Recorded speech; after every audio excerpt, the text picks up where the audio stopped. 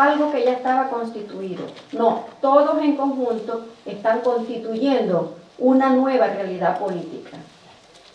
Y esa es la diferencia entre las propuestas de unidad que vienen de la derecha y las propuestas de unidad que están saliendo del campo de la izquierda. Que partimos de la base de la soberanía de los pueblos, de la autodeterminación de los pueblos y de la igualdad entre los pueblos. Somos iguales, cooperamos, nos complementamos, nos solidarizamos para avanzar juntos en un camino que individualmente sería muy difícil de transitar, por no decir que hasta pudiera hacerse imposible.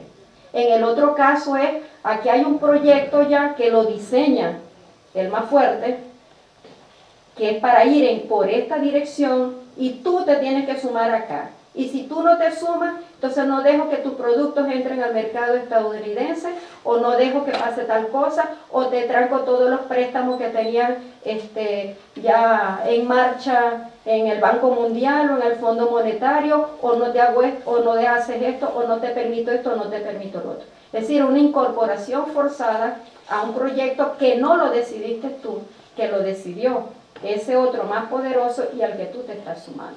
Y eso es lo que está intentando hacer la derecha, solo que después se usa un lenguaje ahí para tratar de pasar de contrabando pues algo que no es más que un nuevo proyecto colonial. Entonces, no es entonces lo mismo quien promueve la unión y no es el mismo resultado. Entonces nosotros tenemos que tener muy claro cómo vamos a construir esa unidad. Tenemos que tener muy claro cuáles van a ser nuestras relaciones con otros países. Ahora, el contexto mundial obliga a todos los países a tener relaciones con otros países. Nadie puede pretender instalar una autarquía y no relacionarse con nadie. La globalización de los mercados, y mientras no exista otra manera de relacionarse económicamente, obliga a hacer esa relación. Aquí sin olvidar que los poderosos siempre, sobre todo con estos países que estamos tratando de construir una alternativa, pretenden además decirnos con quién no nos podemos relacionar.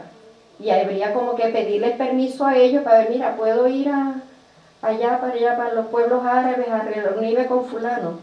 Entonces, ¿qué pasa con Chávez? ¿Qué pasa con Evo? ¿Qué pasa con Correa? ¿Qué pasa con el mismo Lula? No pedimos ya permiso. Lula se fue a Irán y Lula trató de crear una comisión para ver cómo podían resolver la presión y misericordia que está ejerciendo Estados Unidos sobre Irán por sus plantas nucleares. Pero Lula no pidió permiso. Y Venezuela no le pidió permiso, y desde hace años que Venezuela no le pide permiso. ¿Por qué resurge la OPEP? Que los Estados Unidos habían logrado su propósito de sepultarla. Y habían hecho que el precio del petróleo valiera $7. Es decir, que les regaláramos el petróleo, que es la riqueza más grande que nosotros tenemos. Y hundieron a la OPEP. ¿Y cómo resurge la OPEP? Gracias al presidente Chávez, que desafiando al imperio, se fue en un viaje que llevó hasta el propio Irak con Saddam Hussein. ¿Por qué fue Chávez a Irak? Porque Irak es miembro fundador de la OPEP, y porque la OPEP no la podía reactivar si todos los socios no estaban de acuerdo. Y lo amenazaron con bombardear el avión, entonces aterrizó en el país del lado y se fue en automóvil. Entonces, eso está pasando. Entonces, la unidad, una cosa es la unidad de los pueblos a partir del objetivo del beneficio común, y otra cosa es esa pretendida unidad económica, aduanera, comercial, que implicaba el ALCA y que afortunadamente logramos derrotar, y otras iniciativas que está viendo el imperio. ¿Cómo hizo Venezuela para lograrla? Porque me dice que no debo hablar ya más.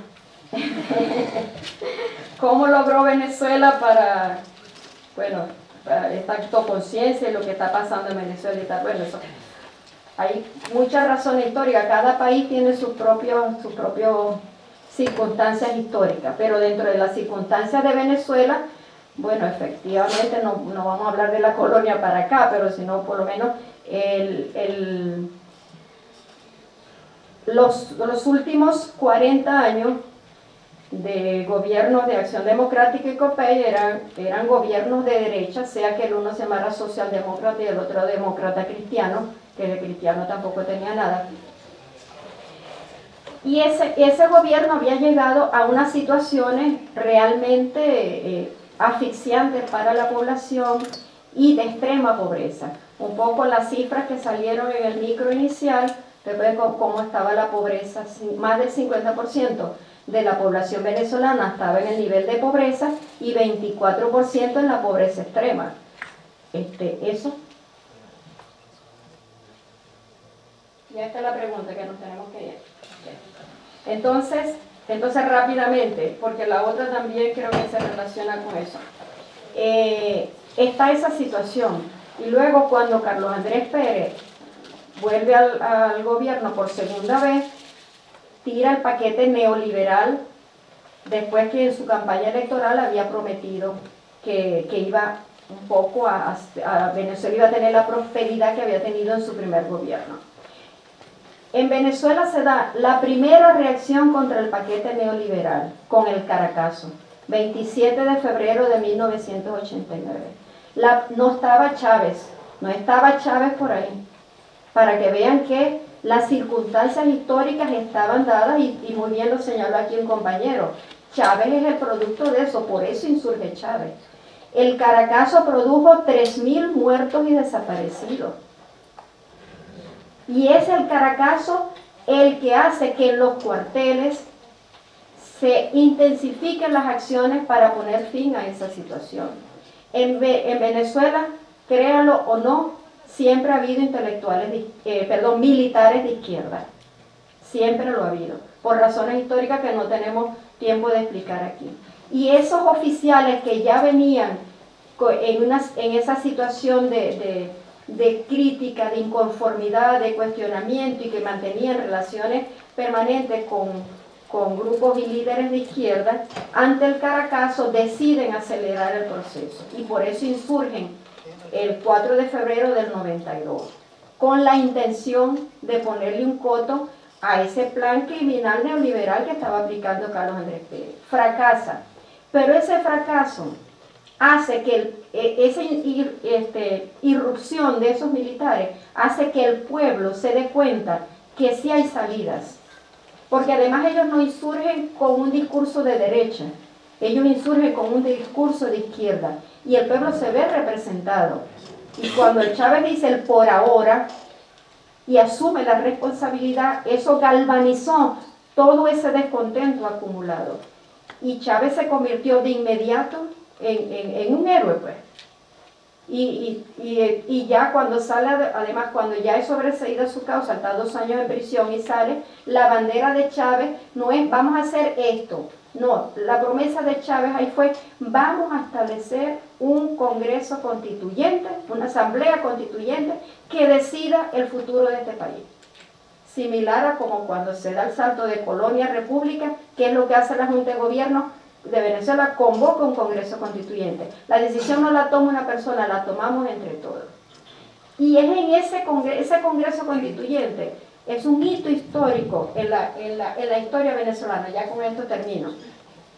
Porque allí, fueron 6 meses de participación activa de toda la población. Esa Constitución la hicimos entre todos. Eso no lo hizo Chávez, lo hicimos entre todos. 6 meses de debates televisados. Ahí no hubo nada secreto y nada oculto. Entonces, ¿qué pasa allí? Que eso se convirtió en el proyecto nacional. Se convirtió en el proyecto colectivo. Y esos 6 meses de debate permitieron generar esa conciencia de corresponsabilidad con lo que íbamos a construir. Y las otras ideas que ustedes tienen de Chávez, creo que está muy influido por los medios de comunicación. Ojalá puedan pasar por Venezuela para ver cómo realmente ahí no vamos a llegar a que todo el mundo es mono rojo. Allá hay una oposición activa financiada por el Departamento de Estado, por grupos de derecha europeos, y estamos en una permanente batalla dura, muy dura, muy dura.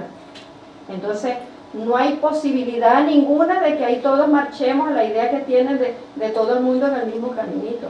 y dentro de la misma izquierda, los mismos grupos que apoyan a Chávez, es crítica permanente. Me gustaría que fuera para que te metieras en uno de esos debates que son a veces bien fuertes.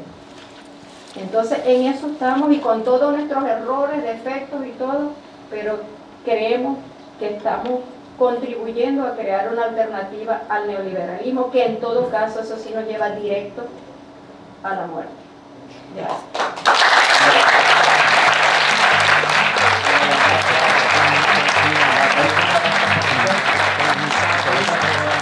Que si las manos son nuestras, es nuestro lo que nos dé.